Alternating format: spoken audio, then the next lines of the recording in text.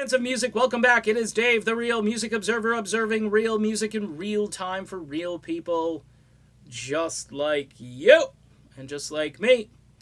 All right, so Steve Perry is still holding a grudge. There's no question in my mind that there's a blockage, there's bitterness, there's maybe just you guys cheated on me, you left me, and all this stuff back in 1998.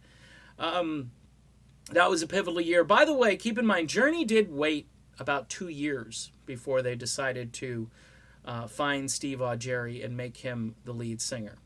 All right. So it wasn't over, say, a lack of trying. I have been told through many different sources that Journey as a band was bending over backwards, sideways. They wanted Perry to stay, but they also wanted to get out on the road. And we see what happens when you record an album and you don't tour.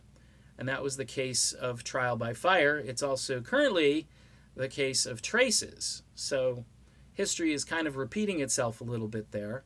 You can record music and not tour, but in today's day and age, and Eddie Trunk said this the other day on his radio show, you're going to be forgotten about very quickly if you don't, jump into the ring and try to do some live dates. Journey Through Time, they're going out on the road. They know that's where the interest is.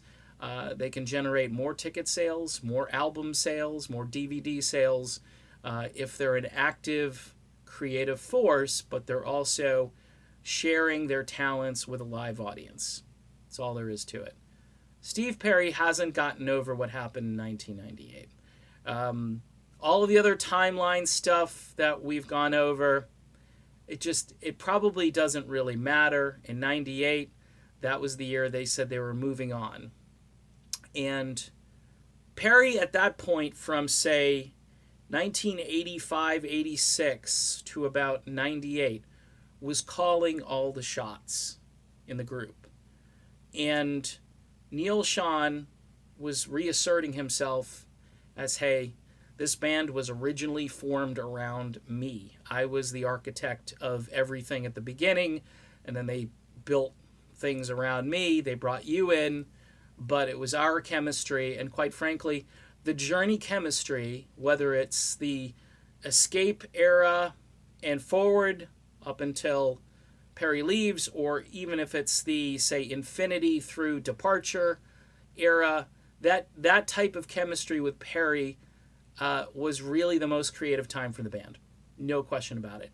And if you're going to rank music, I love Steve Perry and his solo material, but Journey with Steve Perry is always going to be better than just Steve Perry. It just is. Traces for a lot of folks was a little too soft, and I get it. The album was designed as more of a inner sort of cathartic experience.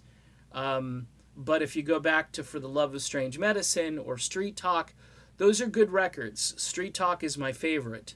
But Street Talk compares probably to, I don't know, I still would rank every Journey album with Steve Perry in it as a better record than Street Talk. Some would say Side 2 of Frontiers was kind of weak, but the updated version of Frontiers with all of the soundtrack cuts and so forth, that to me makes that album better than Street Talk. So bottom line, through all of this, there probably will never be a reconciliation unless Steve Perry deals with the bitterness that's in his heart. And he's got every right. If he feels he was slighted, that's his call. It's his decision. And Journey had every right to do what they did. So that's the way I see it. Done. See you soon.